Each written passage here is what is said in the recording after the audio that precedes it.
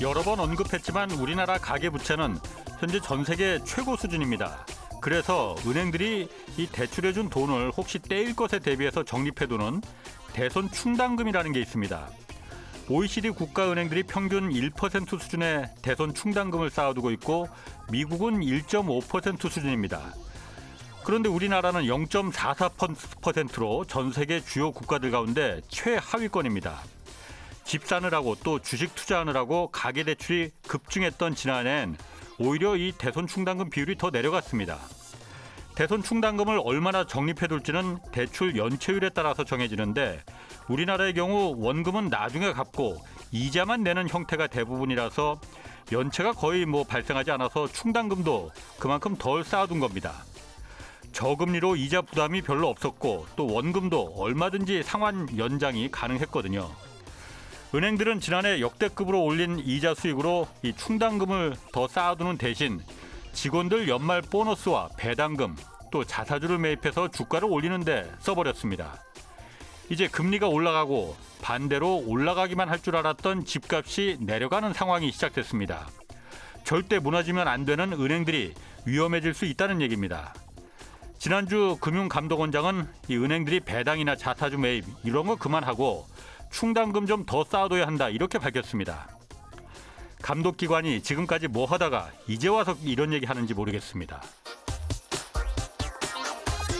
네, 경제와 정의를 다잡는 홍반장, 저는 KBS 기자 홍사훈입니다. 홍사훈의 경제쇼 출발하겠습니다. 유튜브 오늘도 함께 갑시다.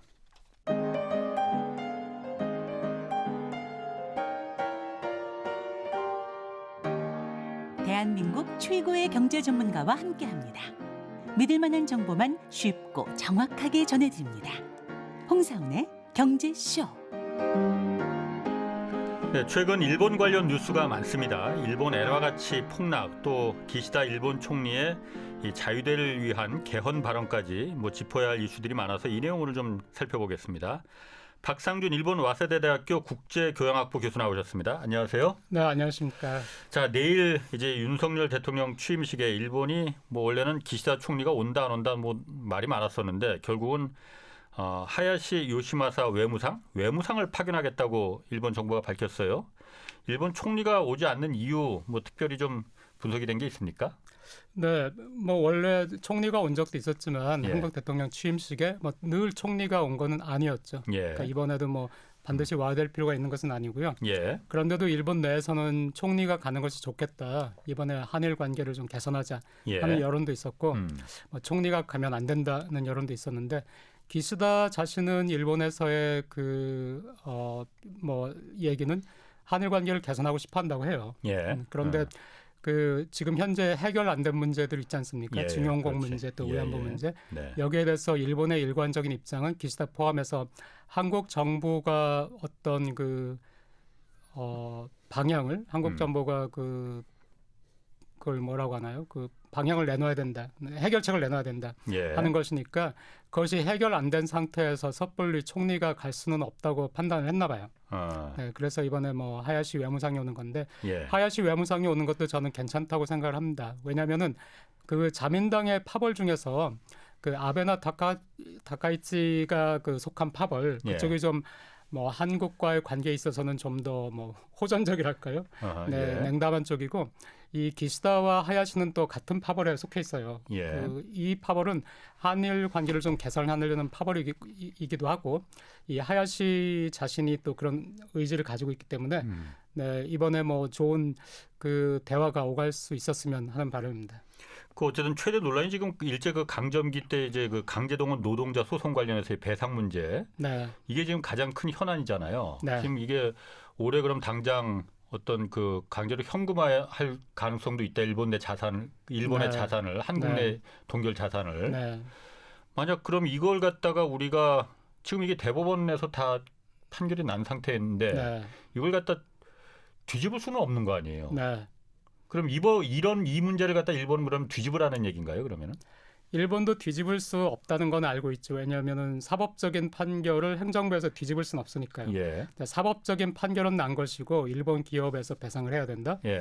네, 이것이 이제 일본 입장은 65년에 이미 다 배상이 끝났다 예. 하는 것이니까 이 사법부의 판결에 대해서 한국 행정부가 어떤 조치를 취해서 이 징용공 피해자들이 만족할 수 있는 납득할 수 있는 어떤 해결책을 한국 정부가 내놓으라는 거예요. 자기들이 내놓는 것이 아니라 자기네 기업이. 근데 지금 이 재산의 압류 일본 기업이 한국에 가지고 있는 그 재산의 압류에 대해서는 예. 이미 대법원 판결이 난 지가 3년이 지났습니다. 그렇죠. 그래서 매년 뭐 곧 압류 선고한다고. 네, 데드라인이 다가온다. 예. 데드라인 다가온다고 했는데 계속 데드라인이 언젠지 모르게 3년 동안 되지 않았어요. 예. 그래서 사실 그 가능성은 뭐 거의 없다고 보겠고요. 지금까지도 못했으니까 뭐 그 가능성은 없겠지만은 그 3년이 흐르면서 사실 징용공 피해자들은 대법원 판결이 났는데도 불구하고 아무런 그 배상이라든가 뭐 그런 걸 못 받은 거예요. 3년 동안 한일 양국에서 그 누구도 아무것도 사실은 피해자들을 위해서 해준 것은 없어요. 예. 네, 그렇기 예. 때문에 때문에 이번에는 뭔가 있을 수 있는데 사실 문희상 전 국회의장이라든가 그런 분들이 뭐 그 2+3이라든가 2+2라든가 2+3 같은 제안을 한 적이 있죠. 한국 정부와 기업이 참가하고 일본에서는 일본 정부와 기업 혹은 뭐 시민단체가 참가해가지고 그 배상금을 마련하자 그런 것들이 있었기 때문에 그런 어떤 서로 그 합의랄까요? 절충하는 것 이런 시도는 있을 거라고는 생각을 합니다. 그렇군요. 그럼 일본 정부나 언론들은 지금 윤석열 정부에 대해서는 좀 어떤 반응인가요? 논평이나 뭐 이런 게 나오는 게 있나요? 네, 그동안 사실 한일 관계가 굉장히 안 좋았습니다. 그렇죠. 원래 이명박 대통령 때 그 후기에 들어서 뭐 독도 방문도 있었고요. 이명박 대통령 때 한일 관계가 안 좋아졌었어요, 한 번. 예. 그래서 그 다음에 일본 언론에서는 박근혜 대통령이 당선되었을 때 굉장히 과거에 그 65년도에 그 한일 협약이라는 것이 박정희 대통령 때 있었지 않습니까? 그렇죠. 그래서 박근혜 대통령이 당선됐을 때는 일본 언론에서 굉장히 호의적이었어요. 기대를 좀 했겠네. 네, 이번에 이제 한일 관계 개선이 된다. 그런데 박근혜 대통령이 어떤 의미에서는 또 그 아버지가 뭐 한국에서는 친일파로 공격을 받았기 때문에 섣불리 뭐 친일적인 그런 행보를 볼 수는 없었죠. 그래서 오히려 그때 또 그 헌법재판소에서 위안부에 관련해서 한국 정부가 나서야 된다는 판결이 있었기 때문에 오히려 위안부 문제에 대해서 굉장히 대립을 그때 박근혜 정부 때는 했었고 그래서 박근혜 정부를 또 일본 언론에서 굉장히 공격을 많이 했어요. 여론도 안 좋았고요. 그다음에 문재인 정부가 들어서서는 더 안 좋았죠. 그렇죠. 네, 그때는 기대를 많이 한 건 아니지만 그래서 지금 최악을 거듭을 한 거죠. 이명박 정부 때부터 거듭을 했기 때문에 지금 현재는 이제는 나아질 것이다 하는 그리고 윤석열 당선자 이제 대통령 되시지만 취임하시지만 윤석열 대통령도 한일 관계 개선에 대한 의지를 보였기 때문에 일본에서는 좋은 쪽으로 이번 기회에 기시다도 한일 관계 개선을 원한다고 얘기를 하고 있고요. 한국에서도 그렇게 하고 있으니까 이번 기회에 그 한일 관계가 개선될 수도 있겠다. 그런 기대를 가지고 있고 호의적으로 지금으로서는 호의적으로 보도를 하고 있습니다.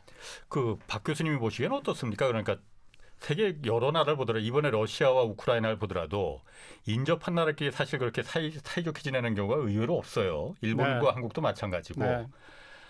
한일 관계가 계속 지금처럼 이렇게 좋지 않은 상태로 계속 가면은 이게 잘 모르겠거든요. 누구한테 더 안 좋은 건지 박 교수님이 보시기에는 어떻습니까? 한일 관계가 안 좋으면은 한국과 일본 다에게 좋지 않죠. 물론 그렇겠죠. 그런데 또 특히 저는 뭐 경제학자니까 경제적인 면에서 본다면은 그리고 지금은 또 이 한일 관계를 개선하지 않는 것도 어려워요. 왜냐하면은 바이든 대통령이 이제 방문을 하게 되죠. 그런데 그 아마 모두 그렇게 생각하고 있는 것이 중요한 의제 중에 하나가 그 한국과 일본을 화해시키는 것이다. 이것도 이제 거기 의제에 있을 것이다. 왜냐하면 미국 입장에서는 지금 러시아와 대립하고 있고 중국과 대립하는데 한미일 동맹이 그 어느 때보다 중요하거든요. 그래서 그런 상태고요. 그래서 그 관계 개선을 하는 것이 좋지만은 지금 문제가 다른 것보다도 일본 국내에서도 그렇고 한국에서는 더 심한데 그 국내 안에서의 여론이 정리가 안 되고 있습니다. 그리고 한일 관계는 제가 뭐 그동안 쭉 한일 관계가 악화되는 과정을 보면서 일본에서도 한국에서도 정치적으로 굉장히 많이 이용을 당해요. 왜냐하면은 한국에서는 워낙에 반일 감정이 에너지가 굉장히 크고요. 또 일본에서는 뭐 반한 감정이 그렇게 강하지는 않았는데 2011년, 12년 때부터 반한 감정이 태동이 되기 시작해가지고 그 우가 그걸 많이 조장을 했고요. 예. 그래서 지금은 굉장히 그 한국에 대한 감정이 안 좋은데 일본도 그래서 그 에너지가 굉장히 커졌습니다. 예. 정치가들은 그 에너지를 무서워하면서 동시에 이용하려고 해요. 그러니까 그 일본의 그 아베나 다카이치 같은 그런 정치인들이 예를 들어서 사도광산 같은 경우에 예. 기시다 정부가 이제 뒤로 미루겠다. 지금 유네스코 등재를 지금 신청하지 않겠다고 했는데도 예. 불구하고 한국에 대한 감정이 안 좋으니까 일반 국민의 감정이 안 좋으니까 한국의 눈치를 봐가지고 일본이 그런 중요한 정책 결정을 미룬다는 것은 너무나 그것은 일본의 자존심을 하락하지 않는다. 네, 이렇게 밀어붙이니까 예. 기시다하고 하야시도 내키지 않았지만 예. 그쪽을 따라가게 됐거든요. 예. 그러니까 여론을 선동하는 거죠. 예. 아베나 다카이치가. 그것처럼 한국에서도 만약에 마음에 안 드는 누군가가 있으면은 일본에서는 마음에 안 드는 누군가가 있으면은 자이니츠라고 공격을 해요. 자이니치가 뭐예요?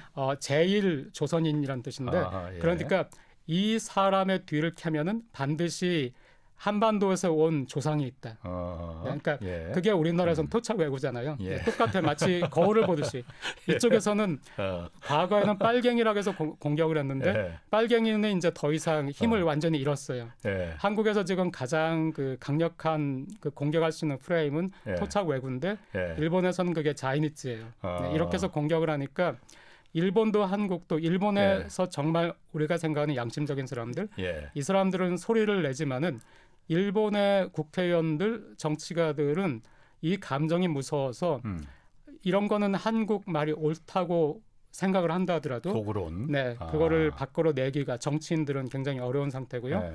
한국 입장에서도 이런 거는 한국이 타협하고 양보해야 된다라고 예. 생각하는 것도 예. 정치인들은 감히 말을 내지 못하는 데다가 저희 같은 사람들도 이거를 그 책상 위에 올려가지고 솔직하게 토론하는 걸 굉장히 두려워해요. 그러니까 예. 한국에서 얼마나 일본하고 대립할 것인지 얼마나 일본하고 양보하거나 타협할 것인지에 대한 토론이 전무한 상태이기 때문에 그게 정리가 안 됐어요. 그래서 굉장히 어려운 것이 섣불리 또 어떤 그 협약을 맺거나 어떤 합의를 했을 경우에 다시 또 양쪽 여론에서 정치인들을 공격하기 시작하면은 또 오히려 관계가 나빠질 수 있거든요. 예. 그러니까 저는 섣불리 하지 말고 이번엔 정말 솔직하게 좀 이거를 책상 위에 올려놓고 얘기를 하고 예. 지금 현재 현실 어떤 현실인지 그리고 그 피해자분들에게 무엇이 최선인지 예. 또 피해자들의 얘기도 들어야 되겠고요. 또 설득하는 과정도 필요하겠죠.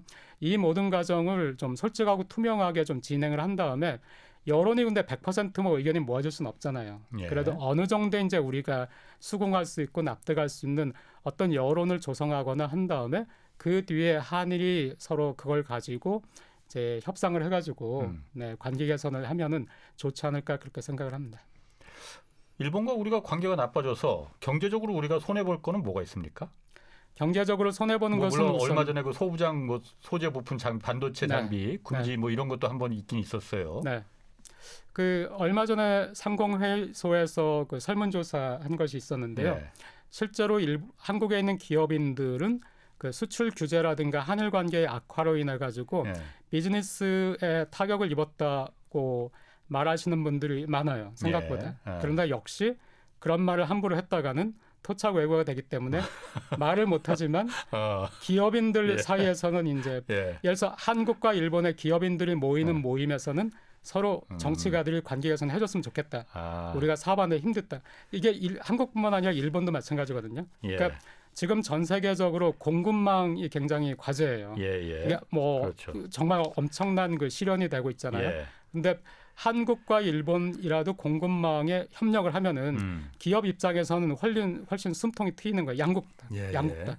그런데 이게 공급망에 있어서 차질을 빚게 되는데 그 중국도 문제고 지금 러시아도 문제고 또 전 세계적으로 문제인데 거기에서 한국과 일본의 관계마저도 공급망에 그 공급망 악화를 시키는데 그 일조를 하게 된다면은 기업인들 입장에서는 더 그 불안한 것이죠. 그 바이든 대통령이 그 일본하고 한국 방문하지 않습니까? 네. 20일부터 이제 방문을 시작하는데 네. 통상적으로는 일본 먼저 갔다가 한국 그다음에 들리고 이런 게 뭐 일종의 관례처럼 됐었잖아요. 네. 근데 이번에는 한국을 먼저 들리더라고요. 그렇죠.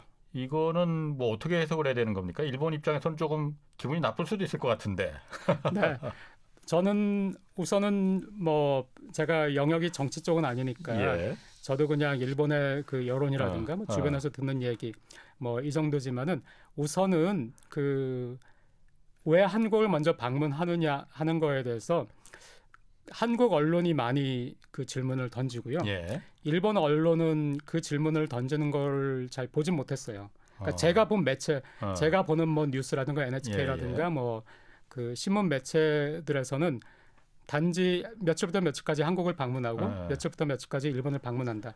그러니까 특히 일본을 방문한다는 것을 며칠부터 며칠까지 일본을 방문해서 어떤 것을 의논한다 하는 것이 주요 보도고 거기에 덧붙여서 이제 그 전에 며칠부터 며칠까지는 한국을 방문한다 하는 것이고 왜 한국이 먼저냐 하는 것은 보도는 보지 못했고요. 예. 그런데 이제 한국에서는 왜 한국이 먼저냐 하는 보도들이 나갔는데 한국 매체는 그 보도들을 일본어로 번역해서 일본에도 그 일본의 포털에도 한국의 뉴스가 예. 보도가 돼요. 예, 이제 예. 다 아시지만 반면에 일본의 그 뉴스가 한국말로 번역이 돼가지고 한국 포털에 올라오는 경우는 없어요. 그건 전혀 없는데 예.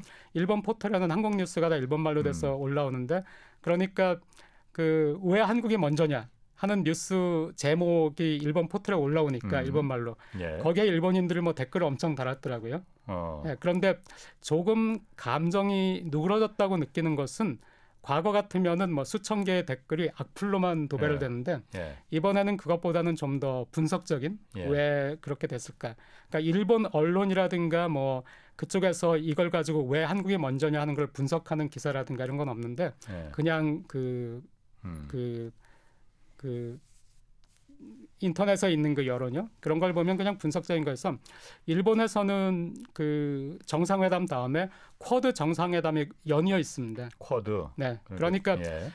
일본에 와가지고 정상회담을 하고 쿼드까지 끝내고 한국에 가는 것보다는 한국에 먼저 와서 일본에 가고 일본 정상 기시다와 만난 다음에 동경에서 그 쿼드 정상회담까지 다 마친다. 이것이 우선 뭐 순서적으로 맞지 않느냐 하는 거하고 그 다음에는 이제 또 한국을 싫어하는 일본인들의 감정이 어느 정도 드러난 그런 뭐 여론이라면은 한국에 먼저 와가지고 한일 관계 개선에 대해서 먼저 한국의 의중을 알아보고 한국에 압박을 한 다음에 이 결과를 가지고 일본에 가가지고 또 일본에다가 한일 관계 개선을 해라 이렇게 압박하기 위해서 그래서 먼저 온다는 얘기도 있는데 일단 이런 뭐 여론이 인터넷상에는 있지만은 주요 언론이 의제로 삼고 있지는 않다고 말씀드릴 수 있겠습니다. 뭐 젠사키 그 백악관 대변인도 거의 백악관 브리핑에서 그 질문이 나왔나 봐요. 왜 한국을 먼저 가냐고 그랬더니 별 의미 두지 말라 뭐 이렇게 얘기를 했다고 해요. 네, 그 이면에 어떤 의미가 있는지 모르겠는데 네, 의미 두지 않는 것이 그리고 또 이 기회에 잠깐 뭐 한 가지 드리고 싶은 말씀은 뭐 엔화 약세 같은 경우도 지금 크게 한국에서 뉴스가 되고 있고요. 일본의 또 노구치 육교 교수님이 이제 G7에서 일본이 떨어져 나가고 한국이 들어와도 그래도 할 말이 없다라든가 하는 것이 한국에서 굉장히 큰 뉴스가 되고 있고요. 이번에도 한국을 먼저 방문한다 한 것도 큰 뉴스가 됐는데 저는 그 말씀을 드리고 싶어요. 그 한국이 이제는 일본과 정말 동등한 선진국입니다. 그러니까 그 전혀 저희가 뭐 일본보다 낮은 게 없어요. 그런데 제가 처음에 20년 전에 일본에 갔을 때만 해도 한국 사람들 스스로도 일본이 더 잘 산다고 생각을 했고요. 더 선진국이라고. 일본에서도 한류붐이 그때 막 일었어요. 한류붐이 일었지만은 한류붐을 보면서도 그 높은 시선으로 위에서 한국을 보는 것 같은. 그러니까 우리가 너희 문화를 소비해주고 우리 덕분에 너희 돈 벌지. 그러니까 한국의 뭐 드라마가 성공하고 가수가 성공하면은 일본이 이만큼 여기에 돈을 썼다. 우리 덕분에 돈을 벌지. 이런 식이었는데 지금은 그렇지 않은 거예요. 일본도 이제 깜짝 놀랐죠. BTS라든가 뭐 블랙핑크라든가 해가지고 일본의 그 아티스트들이 이루지 못한 엔터테이너들이 이루지 못한 업적들을 한국에서 이루고 영화라든가 드라마 뭐 한국이 완전히 압도를 하고 있지 않습니까? 그리고 또 1인당 GDP 같은 거에 있어서도 이제는 거의 동등하고 그러니까 일본도 혼란스러워요. 일본도 위에서 내려보고 있다가 이제는 그렇지가 않은 거예요. 그러니까 그런 혼란스러움을 일본에서 제가 느끼거든요. 근데 한국도 아직 우리가 동등한 관계라는 것을 한국인들 자신이 그 생각 못하고 자꾸만 일본하고 비교하고 과거 일본보다 못했을 때 감정이 남아 있어요. 그래서 그렇죠. 일본을 따라잡을 일본보다 뭐가 낫다 하면은 자꾸 그거에 집중하는데 예를 들어서 노구치 교수님은 뭐 그 아베노믹스를 비판하신 것이 그 10년 동안을 계속해서 비판을 하셨거든요. 예. 근데 아베노믹스 때 일본 경제가 좋고 일자리가 늘어날 때는 큰 주목을 받지 못하다가 최근에 일본 경제가 안 좋으니까 그래서 이제 주목을 받는 것인데 일본에서 회자되거나 일본 매체에 보도되는 것보다 압도적으로 많이 한국에서 보도가 돼요. 네, 저는 그런 것이 그것보다는 일본의 엔저 현상, 일본의 경상수지가 적자가 날지도 모른다라든가 여러 가지를 보면은 저는 자꾸 한국에 포커스를 맞추자고 하고 싶어요. 왜냐하면은 그거를 알아가지고 우리한테 도움될 게 없거든요. 근데 그거를 알아가지고 그렇다면은 이게 한국에 어떤 시저점이 있는가라는 것이 되면은 그때는 이제 그걸 알 필요가 있는 것이죠. 일본에 관해서. 그러니까 일본에 관해서 뭘 알 때 그냥 일본이 그렇기 때문에 일본의 강점도 자꾸 알아야 돼요. 일본에서 자꾸 안 좋은 우는 소리가 나온다 하더라도 그런데도 일본이 망하지 않고 저렇게 버티는 그 이유가 무엇인가. 이런 강점과 약점을 다 알아가지고 강점에 대해서는 경계도 하고 뭐 배우기도 하고요.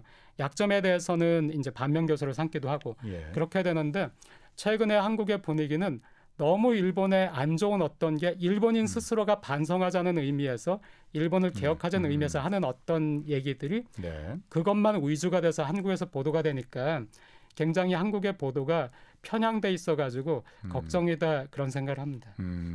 뭐 그거는 제가 봐도 충분히 공감이 되는 말입니다. 그러니까 너무 일부분에 그러니까 그 노구치 교수 얘기도 그러니까 한국에는 굉장히 크게 뉴스가 되고 저도 경제쇼에서 자주 가끔 언급을 했었거든요. 그런 면이 어떻게 보면 우리한테는 듣기 좋은 말일 수도 있고 어쨌든 한국과 일본의 역사적인 과거 역사적인 그 근현대사를 통해서 우리가 일방적인 어쨌든 피해자의 입장이다 보니까 그런 면이 좀 더 뭐라고 할까 좀 흐뭇하게 느껴질 수 있고 뭐 그런 부분인데 아까 잠깐 그 박 교수님 잠깐 일본도 그러니까 그 한국의 발전에 대해서 좀 혼란스럽다고 일본 사람들이 생각한다고 했잖아요. 그게 전문가들 말고 일반 일본 국민들도 한국이 이제 일본과 동등한 위치에 거의 다가섰다라는 걸 인정하고 있습니까? 네, 그거를 알고는 있는데 감정적으로 받아들이지는 아직 못하고 있는 거예요. 일반 국민들도? 네, 일반 국민도 알고 있습니다. 오히려 한국이 더 낫다고 생각하고 노구치 교수님이 한국이 일본보다 더 좋아질 것이다라고 했지만 일반 국민들도 그거를 겁내하고 있다는 인상을 받아요. 한국을 좋아하고 싫어하고를 떠나서 일본은 고령화가 굉장히 심하고 지금 현재 계속해서 그 성장률이라는 것이 1% 그 정도인데 한국은 어쨌든 그거보다 높고 한국의 성장을 눈으로 보고 있으니까 그래서 일본에서 그걸 많이 저도 느낍니다.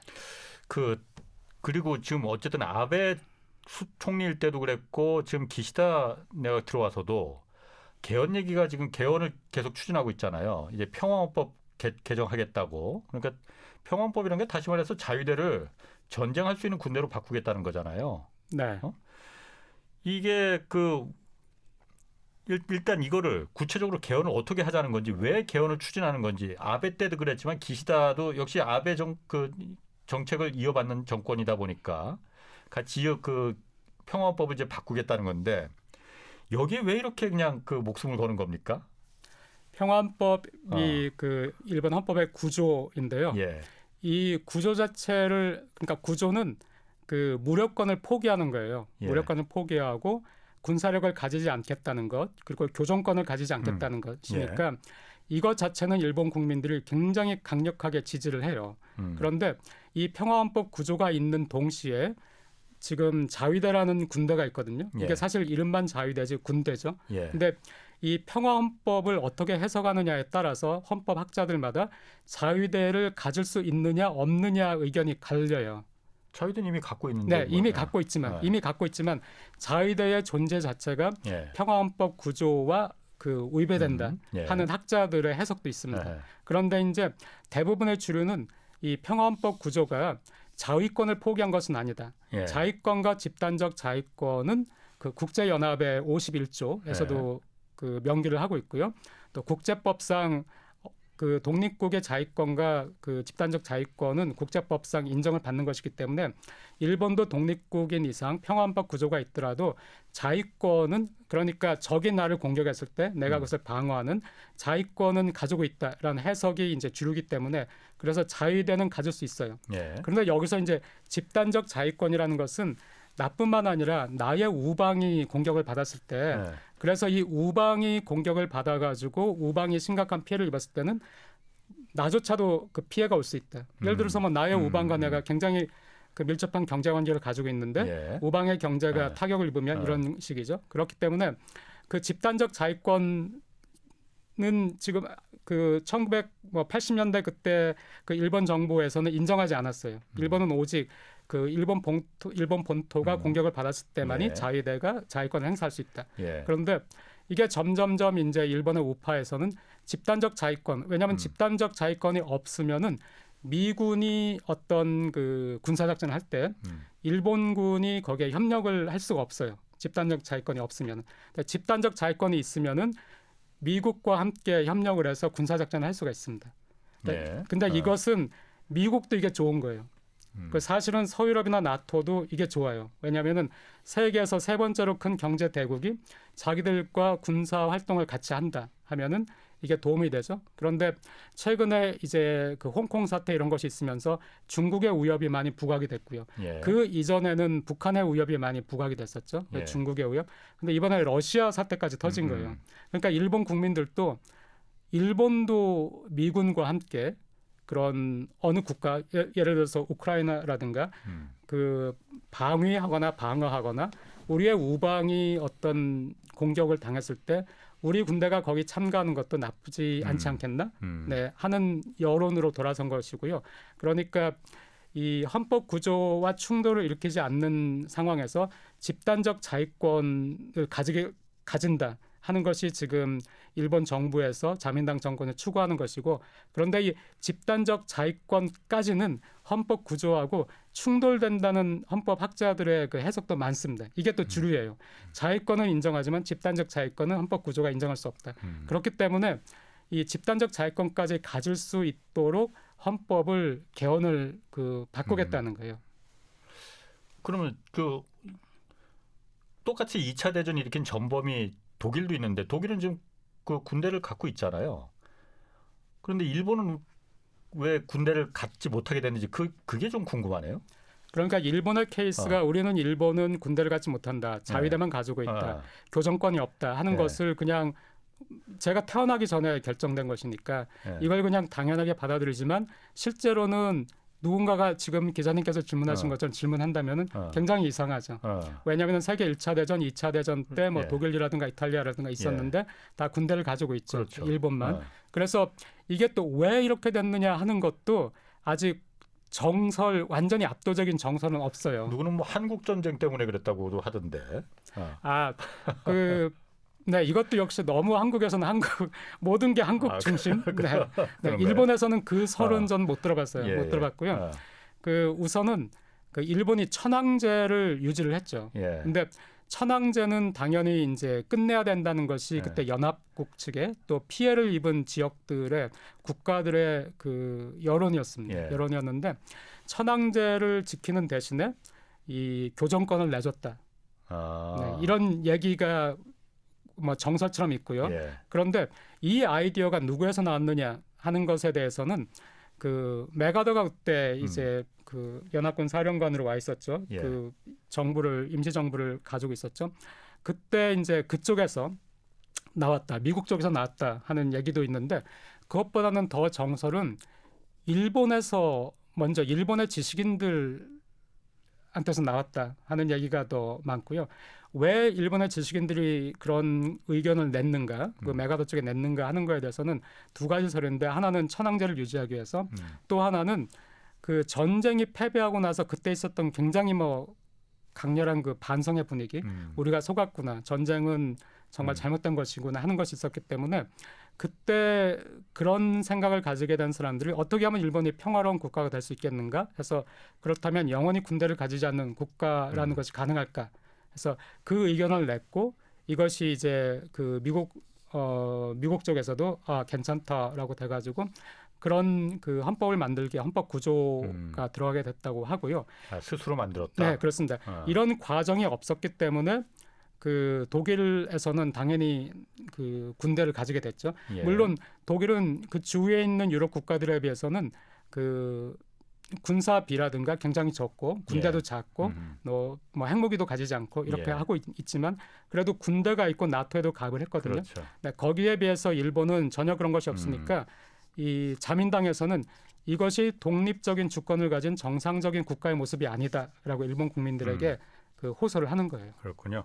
자, 그 경제 문제로 좀 한번 좀 짚어봐야 돼요. 지금 엔화 가치 요즘 계속 뉴스에 많이 나오거든요. 네. 엔화 가치 뭐 폭락했다, 뭐 계속 내려가고 있다, 엔저 어디까지 갈 것이냐.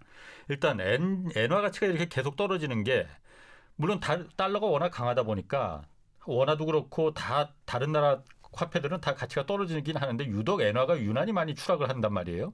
이유가 뭡니까? 네. 그 일본은 양적 완화를 아직 그 하고 끝내질 못하고 있어요. 예. 거의 모든 나라에서 한국 포함해서 예. 거의 모든 나라에서 금리가 올라가고 있습니다. 그렇죠. 정책 당국이 그 정책 금리를 올리고 있거든요. 예. 근데 일본에서는 아직도 양적 완화를 하겠다 예. 하는 것인데 두 가지 이유가 있는데 아직은 일본에서의 그 양적 완화를 끝내는 조건이 경제 성장률 2%, 물가 상승률 2%인데 예. 둘 다 달성이 안 됐어요. 예. 그러니까 목표가 달성이 안 된 상태고 그다음에 또 금리를 올리게 되면은 일본 정부의 재정이 굉장히 압박을 받게 됩니다. 지금 정부 부채가 굉장히 많죠. 예. 근데 계속해서 적자기 때문에 부채가 많은 빚이 많은 개인이나 빚이 많은 그 집안 뭐 기업도 마찬가지인데 이 빚을 계속 갚아야 되니까 예. 계속해서 재정이 압박을 받게 되지 않습니까? 그래서 계속 빚을 내야 돼요. 일본의 구조는. 그러니까 예. 새로운 빚을 내야 되는데 이자를 갚기 위해서. 그렇죠.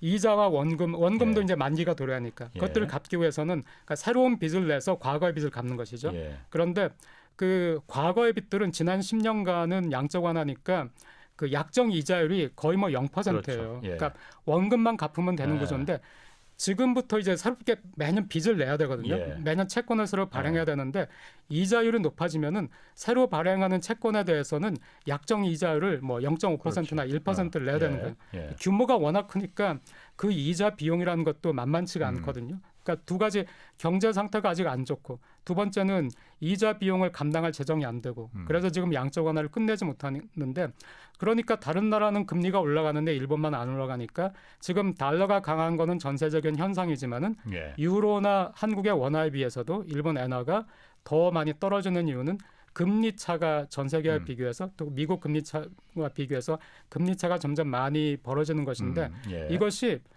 해소가 된다. 조금 지나면 이제 이 금리 차가 해소가 된다. 이런 전망이 아니라 금리 차는 계속해서 이런 상태라면은 금리 차는 계속 벌어질 수밖에 없다. 이런 전망이니까 그렇다면은 원래 그 국제 그 자본이라는 것은 금리가 높은 쪽으로 이동을 하게 되니까요. 일본에서는 그 자본의 유출이 일어날 수밖에 없고 네, 그렇게 되니까 일본 엔화가 지금 약세를 면치 못하고 있습니다. 그러니까 일본 국가가 워낙 부채를 많이 갖고 있다 보니까 저 나라는 금리를 올릴래야 올릴 수가 없어. 왜냐하면 그건 자행이나 마찬가지니까. 그러니까는 자본들이 일본 엔화에 투자하는 것보다는 다른 나라 미국으로 가는 게 훨씬 낫겠네라고 해서 지금 엔화 가치는 계속 더 떨어질 수밖에 없다는 거죠. 다른 나라들은 그나마 금리라도 해서 좀 방어를 하는데 일본은 그게 방어가 안 되니까. 네, 맞습니다. 말씀하신 대로고요. 제가 아주 작은 부분이지만 한 가지만 좀 예. 바로잡으면은 예. 국가의 부채라고 하셨는데 국가가 아니고 정확히 말하면 일본 정부. 왜냐하면 일본 국가로서는 예. 채무보다 채권이 훨씬 더 많아요. 국가 전체로서. 예, 그러니까 예. 일본의 개인과 기업은 외국에 대해서 채권이 훨씬 더 많아요. 해외 자산들이 워낙 많이 네, 갖고 맞습니다. 있으니까. 근데 일본 정부는 예. 그 자기 국민들을 향해서 예. 부채가 굉장히 많은 거예요. 네. 그러면은 일본에서는 이 엔저를 일본 정부는 어떻게 보고 있습니까? 뭐 한때는 그러니까 아베노믹스라고 해서 강제로 이 엔저를 이렇게 막 의도적으로 막 펼칠 때도 있었잖아요. 그럼 지금 엔저가 계속되는데 이거 그럼 나쁘다고 보는 겁니까? 나쁘지 않다고 보는 겁니까? 지금은 엔저가 너무 급격했고요. 105엔 이렇게 가다가 뭐 110엔, 115엔 되더니 예. 115엔에서 125엔까지 금방 올라갔고요. 예. 지금 130엔까지 터치를 했거든요. 아, 근데 과거에는 21세기 들어서 134엔, 5엔 정도까지 올라간 적이 있어요. 예. 네, 그것도 깰 수도 있다는 또 그런 게 있으니까 이게 통화 가치라는 것은 이렇게 급격하게 그 변화를 하게 되면은 예. 반드시 혼란이 발생하거든요. 그래서 예. 일본 이 통화 가치를 관장하는 것은 일본 은행이니까 예. 일본 은행에서 걱정을 많이 하고 있고요. 일본 전체적으로는 분위기는 안 좋습니다. 안 좋은데 한 가지 또 이 엔화 가치의 절하에 대해서 가장 많은 뉴스가 나오는 게 또 대한민국이에요. 그래요? 네. 일본에서 별로 뉴스 안 나와요? 그럼? 일본에서 많이 나오죠. 자기네 일이니까. 그런데 다른 나라들에서 네, 다른 나라들에서도 뭐 예를 들어 월스트리트에서도 그 굉장히 관심을 가지고 있어요. 예. 이 일본 엔화의 절하에 대해서는 예. 관심을 가지고 있지만 이만큼까지 뉴스는 나오진 않아요. 왜냐하면 지금 전 세계적으로 예. 그 차이나 락다운이라든가 뭐 우크라이나 사태라든가 예. 큰 뉴스가 많거든요. 근데 일본에서는 이게 뉴스가 되죠. 뉴스가 되고 일본에서도 걱정을 많이 하고요. 중앙은행에서 계속해서 이제 얘기를 하고 있고 예. 하고 있는데 일본과 비교해서도 한국에서 굉장히 많은 뉴스가 나오고 있어요. 예. 그래서 우선 이것도 저는 정상적인 것은 아니라는 생각을 하고요. 예. 그 일본에서 걱정은 많이 하고 있습니다. 예. 걱정 많이 하고 있는데 일본 정책 당국이 이 엔화의 절하든 절상이든 지금은 어떻게 할 수가 없는 것이 시장의 힘이 강력할 때는 중앙은행의 힘으로 이 시장을 통제하거나 바꿀 수 없습니다. 그렇죠. 네, 우리가 뭐 경험을 했지만요. 예. 그냥 두는데 단지 엔화가 그러면 폭락을 할 것인가. 네. 제가 그 가능성은 지난번에 홍사원 경제쇼에 나왔을 때 늘 드리는 말씀이 그 지진과도 같다.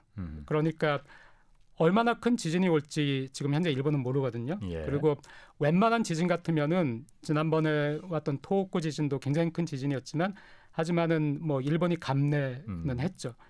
하지만은 또 그보다 더 큰 지진이 올 수도 있는 것이고요. 예. 지진이 안 올 수도 있어요. 약한 지진만 오고 말 수도 있어요. 하지만은 굉장히 강력한 지진이 정말 오면은 일본 경제가 큰 타격을 받을 것처럼 이 결국엔 시장의 그 심리인데 일본의 이 정부가 일본이 금리를 올리지 않을 수 없을 것이고 금리를 올리게 됐을 때 일본의 재정이 압박을 받고 일본 정부가 디폴트를 선언하지 않을 수 없을 것이다. 이런 시장의 심리가 되면은 일본 국채를 사지 않으려고 할 거예요. 그렇겠죠. 네. 일본 국채를 사지 않으려고 하면은 국채를 사지 않으려고 하면은 국채 가격은 떨어질 수밖에 없고 예. 국채 가격의 하락이 곧 금리의 인상이거든요. 금리의 예. 상승. 예. 그러니까 그렇게 되면은 금리가 1%, 2% 만약에 3%, 뭐 4% 이렇게 올라가면은 일본 정부가 받는 그 재정적인 압박이라는 거는 굉장하기 때문에 일본은 매년 굉장히 많은 돈을 들여서 일본 정부는 그 빚을 갚아야 되거든요. 그러니까 빚을 못 갚을 수도 있어요. 그 디폴트가 올 수도 있죠. 그런 가능성 때문에 굉장히 그 큰 재앙이 될 수도 있지만은 근데 이런 재앙을 막는 장치가 세 개가 있습니다. 일본 같은 경우에는 세 개가 있는데 하나는 뭐냐면은 그 빚을 못 갚게 됐을 경우에 예를 들어서 내가 일본 국채를 가지고 있는데 만기가 왔다. 그래서 난 만기가 왔으니까 원금을 받아야 된다. 예. 근데 일본 정부가 못 갚는다. 이렇게 하면은 제가 큰 손해잖아요. 그렇죠. 네. 이게 개인이든 뭐 일본의 금융기관이든 예. 그렇게 되면 큰 손해를 보게 되죠. 근데 사실 지금 일본 국채는 굉장히 많이 늘었지만은 일본의 그 금융기관이 가지고 있는 일본의 국채의 양은 오히려 예전보다 줄었습니다. 그러니까 일본의 은행은 위험에 덜 노출이 된 거예요. 오히려 과거보다. 그럼 그 국채를 누가 다 갖고 있는 거예요? 누가 가졌냐면 일본 은행, 중앙은행이 그걸 다 사간 거예요. 중앙은행이. 네. 아베노믹스 이전에는 예. 중앙은행이 가지고 있던 국채의 비중이 12, 3%밖에 안 됐습니다. 예. 지금은 거의 50% 육박하거든요. 예. 자, 그럼 일본 정부가 중앙은행에 대해서 나 빚 못 갚겠는데 너희가 채권을 가지고 있지만은 채권이 만기가 왔을 때 내가 그 빚을 못 갚겠어. 이렇게 하면은 그때 어떤 일이 발생할까는 개인이나 기업이나 은행이 채권을 가지고 있을 때 디폴트가 나는 거하고 그 다르죠. 중앙 정부가 가지고 있을 때하고 달라요. 왜냐하면 중앙 정부는 기본적으로 손해를 봐도 국민의 신뢰만 그 자본시장의 신뢰만 잃지 않는다면은 별 탈 없이 지나갈 수 있는 것이거든요. 근데 자본시장의 신뢰를 잃게 되면은 이 통화는 이제 더 이상 신뢰할 수 그렇죠. 없어 하면 예. 그때 엔화의 폭락이 일어나는데 네네. 요게 한 가지가 있고 또 하나는 미국과의 통화 수합이라든가 미국과의 협력이에요. 예. 그러니까 엔화의 가치를 안정시키려면은 달러가 필수이거든요. 근데 물론 일본 은행이 그 거의 2조 달러에 가까운 그 외화 준비금을 가지고는 있어요. 굉장히 큰 규모의 외화 준비금을 가지고 있긴 한데 하지만은 그걸 가지고 있다 하더라도 이걸 다 소진할 수도 없는 것이고 예. 시장에 개입한다 하더라도 일본 은행의 힘만으로는 약하다고 하는데 이게 만약에 미국의 페드하고 일본 은행이 협력을 해가지고 통화 수합을 하겠다. 그래서 페드가 달러를 공급해주겠다. 충분한 예. 달러를 예. 이렇게 되면은 또 하나 시장을 안정시킬 수 있는 장치가 되는 것이고요. 예. 이때 왜냐하면은 그 지금 이제 엔화가 이렇게 약세가 되니까 그 투기꾼들, 그러니까 뭐 투자자들 입장에서는 이때 한번 사두자. 베팅 아니 이때 사두자는 것이 아니라 오히려 반대로 베팅을 한번 해볼까 하는 마음이 있는 거예요. 이게 140엔, 150엔 더 떨어진다 할 것 같으면은 예. 지금 미리 그 숏 포지션을 그러니까 선물시장에서 파는 포지션을 취하면은 예. 그 나중에 어. 지금 팔고 지금 130엔에서 팔아버리고 나중에 150엔, 160엔 됐을 때 사버리면 되거든요. 예. 그러니까 오히려 지금 삭가하는 것보다는 그런 이제 선물시장에서 숏 포지션을 한번 취해볼까 하고 있는데 만약에 숏 포지션을 취했는데 오히려 엔화가 절상된다. 예. 그러면 큰 손해가 나거든요. 그렇겠죠. 예. 그러니까 미국 페드가 협력하겠다. 엔화의 가치를 안정화시키는데 우리가 협력하겠다 하면은 그 투기꾼들이 감히 행동에 나서지 못하는 거예요. 예. 그런 게 하나가 있고 또 하나는 일본이 아까 말씀하신 것처럼 해외에 채권을 엄청 가지고 있어요. 예. 그러니까 그 채권에서 계속 소득이 발생하고 있어요. 예. 그 소득은 달러, 유로 뭐 이런 식으로 외국에서 발생하는 소득인데 예. 언제라도 일본 국내로 유입이 될 수 있습니다. 얘가 유입이 될 때는 달러가 엔화를 사게 되니까 역시 또 엔화 가치를 그 안정화시키는 역할을 할 수 있거든요. 그래서 이 세 가지 때문에 이 엔화가 지금 130엔을 터치하면서 여기서 더 이상 움직이지 않고 왔다 갔다. 사실은 금리만을 생각한다면은 더 떨어져도 이상할 게 없어요. 예. 네, 그런데 이제 이런 안정 장치가 일본은 있기 때문에 지금 여기서 움직이지 않고 있고 저도 그 일본에서 월급을 받는 입장에서 굉장히 네. 안타깝게 보고 있습니다.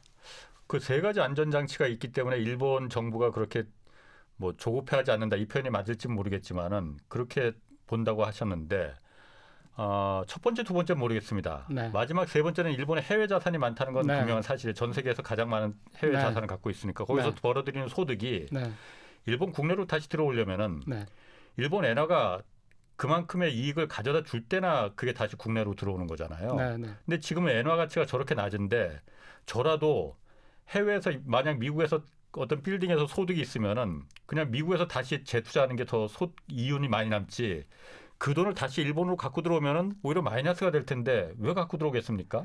맞습니다. 그 굉장히 굉장히 아주 투자에 대해서 조회가 있으신 그런 제가 좀 많이 배웠습니다. 그런 말씀을 하셨어요. 예. 네, 맞습니다. 근데 그것이 왜 그러냐면은요. 그 일본의 그래서 장부상에서 그 손실이 발생하면은 예. 손실이 발생하면은 그 손실을 예. 그 장부상에서 이제 처리를 해야 돼요. 예. 네, 환손실이 발생하면은 예. 그래서 이 환손실이 발생하기 전에 일본 기업들은 이거를 뭔가 좀 그 안정화를 그러니까 너무 어느 한쪽에 치우치지 않게 적당히 가지려고 하는 그런 경향이 있고요. 예. 또 하나 바로 그 심리 그거보다 더 중요한 것이 심리의 문제인데 역시 어느 걸 믿느냐예요. 일본 엔화가 이제 130엔이 됐는데 135엔이 됐다. 그때 더 떨어질 것이라고 믿는가 아니면 이제 충분히 떨어졌다고 믿는 것인가. 135엔이 됐을 때 지금이 살 기회다라고 믿게 되면은 이제 그 해외에 있는 자산을 이용해서 사는 것이죠. 들어오겠다 이거죠. 예. 알겠습니다. 자 그러면은 엔화 가치가 이렇게 떨어지는 게 한국 경제에는 이게 유리하냐 불리하냐 자꾸 어쨌든 우리 입장에서 일본이야 뭐 또 나락으로 가든 뭐 다시 올라가든 그보다 우리의 어떤 영향을 미치냐 그게 가장 중요하잖아요. 엔화 가치 하락되는 게 우리한테 어떤 영향을 미칩니까? 그 질문이 제일 중요하죠. 그렇죠. 네, 그게 이제 결국엔 포커스죠. 엔화 가치 하락이 좋지 않습니다. 한국에. 엔화 가치가 하락할 때마다 한국 기업이 힘들었어요. 왜냐하면은 예. 엔화 가치가 하락하면은 일본 기업의 전략은 엔화가 절상되든 절하되든 외국에서 그 단가를 자기네 그 상품의 단가를 그렇게 많이 움직이지 않아요. 예. 근데 절상이 되면은 보통 낮춰야 되고요. 기업 입장에서 예. 절하가 되면은 절상이 되면은 그 자기네 물건의 가격을 높여야 되고요. 그렇지. 예. 절하가 되면 낮출 수 있습니다. 예. 낮출 수 있는데 예. 뭐 엔화가 10% 그 절하가 됐다고 해서 예. 물건 가격을 10% 낮추진 않아요. 예. 근데 뭐 한 3% 4% 낮추겠죠. 한국 그 기업 입장에서는 일본 같이 현대자동차가 도요타하고 전 세계 예. 시장에서 경쟁하고 있는데 예. 일본 자동차 가격이 싸질 수 있는 그 요인이 생기는 거예요. 엔화 가치가 하락했으니까. 약해지니까. 네. 예. 그러면은 한국도 경쟁하기 위해서는 단가를 낮출 수밖에 없어요. 예. 근데 엔화는 10% 달러에 대해서 엔화는 예를 들어서 15%가 하락했다. 근데 원화는 5%밖에 하락이 안 됐다. 예. 그러니까 원화가 이제 엔화에 대해서는 이제 강세가 되는 것이죠. 예. 이렇게 되면은 일본은 15%나 통화 가치가 하락했으니까 물건 값을만 10%까지 내린다 칠 것 같으면은 예. 한국은 지금 5%밖에 하락이 안 됐기 때문에 원화 가치가 물건 값을 그만큼 낮출 수가 없어요. 그래도 한국 기업은 경쟁하기 위해서 물건 단가를 낮추니까 엔화가 이렇게 폭락할 때마다 한국 기업의 영업이익이 손해를 봤습니다. 그런데 그런 면에서는 예전엔 그랬을지 몰라도 요즘은 일본과 한국이 그렇게 주로 수출하는 품목이 그렇게 서로 충돌하지 않는다. 경쟁하는 관계가 그렇게 많지 않다라는 분석도 있거든요. 왜냐하면 일본 같은 경우에 자동차 토요타 자동차들도 국내에서 일본 국내에서 생산한 것보다 해외에서 생산한 게 훨씬 더 많잖아요. 2배 이상이 더 많다면서요. 가전제품 물론 마찬가지고 반도체는 뭐 한국하고 비교가 안 되고 그래서 서로 주력으로 이렇게 경쟁하는 품목이 그렇게 예전처럼 많지 않다. 그래서 일본 엔저가 그렇게 한국에 나쁜 거는 아니다. 그런 분석도 있던데. 네, 그런 면도 분명 있습니다. 예. 있는데 이 엔화 가치가 낮아져 가지고 예. 일본 기업이 혜택을 보는 것이 수출에만 있는 것이 아닙니다. 예. 오히려 예. 오히려 지금 수출에는 안 좋아요. 왜냐하면은 그 원자재 가격이 상승을 하고 그렇죠. 있는데 예. 엔화 가치마저 하락하니까 예.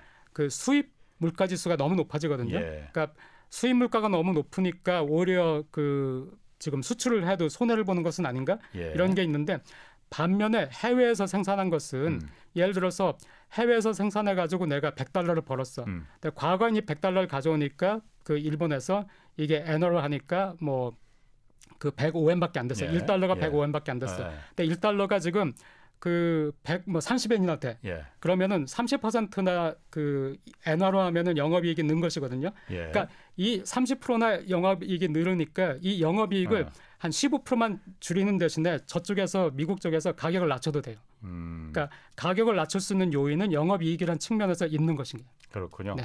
자, 그러면은 지금 그 잃어버린 30년 뭐 일본이 지금 20년을 넘어서 30년 지금 됐고 일각에서는 이 상태로 보면 일본이 잃어버린 40년이 될 수 있다라는 얘기 종종 나옵니다. 박 교수님은 어떻게 생각하십니까? 그 잃어버린 40년까지도 갈 수 있어요? 저는 이제 요즘 뉴 노말 많이 하는데 아하, 예. 그냥 뉴 노말이 아닌가 싶습니다.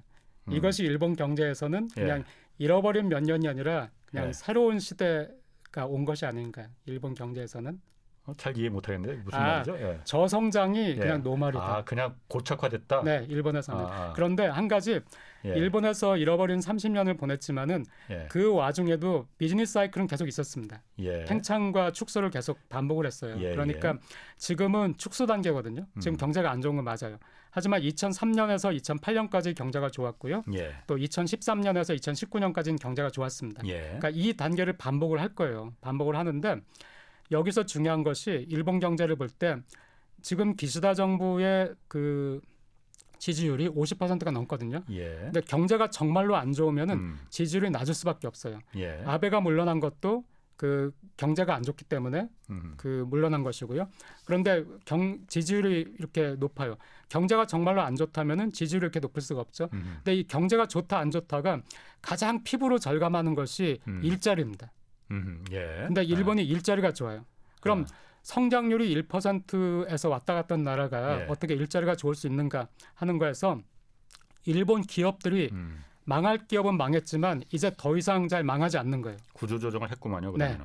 그러니까 일본의 기업 도산율이 예. 지금 경제가 안 좋은데도 불구하고 일본의 기업 도산율이 21세기 들어서 가장 낮은 상태에 머물러 있고 정규직과 비정규직의 일자리가 굉장히 둘 다 그렇군요. 안정이 돼 있습니다.